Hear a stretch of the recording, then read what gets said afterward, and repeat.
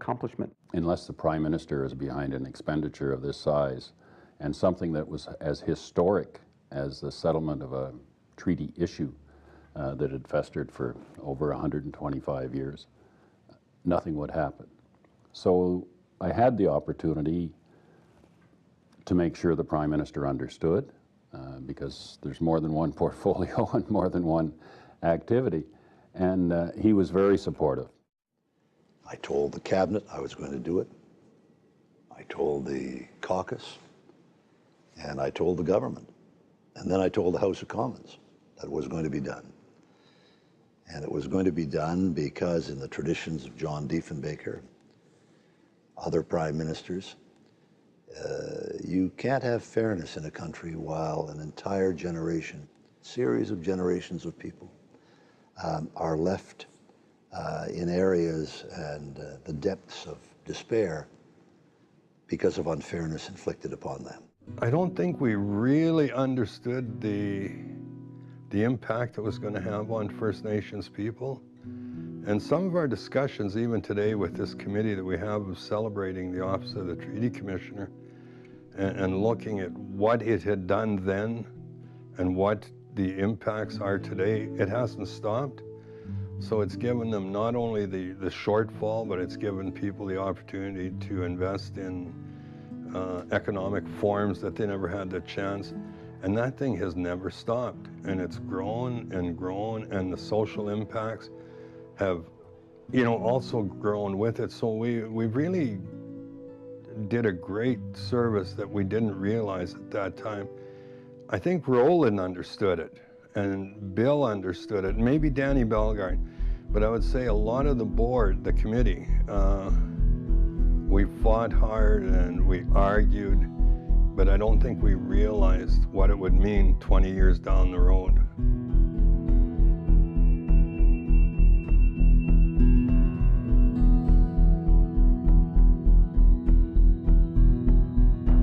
The direct connection between One Earth Farms and treaty land entitlement is that when many of the First Nations selected treaty land entitlement agricultural lands, they didn't, a number of them, in fact probably the majority of them, did not have the farming capacity to take over those lands.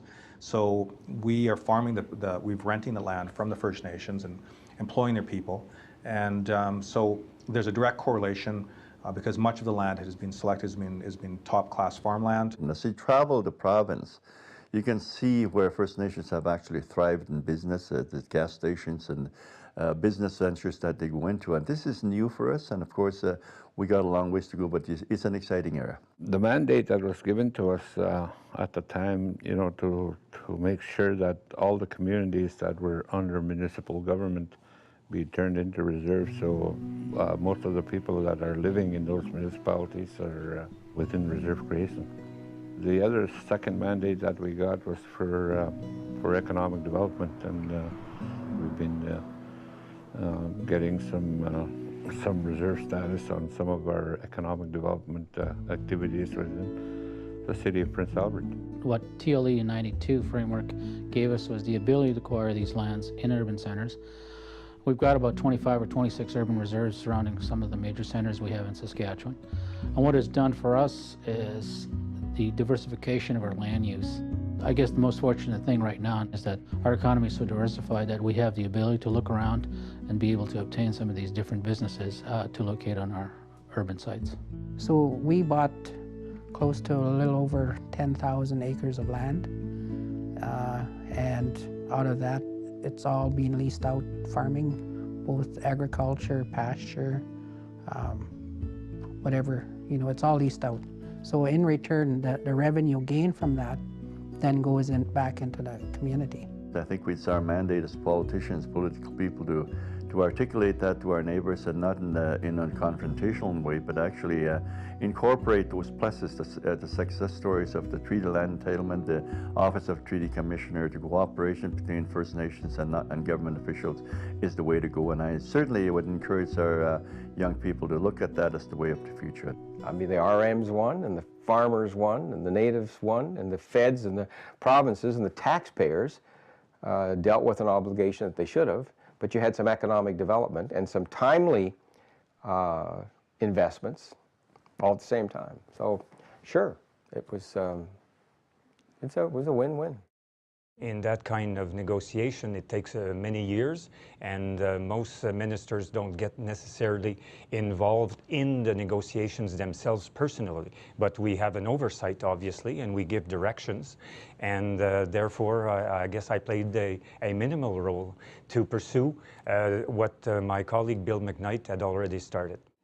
Pierre Cadieux was the minister after Bill. Tom Sidden did a terrific job as well. So it wasn't something that happened overnight.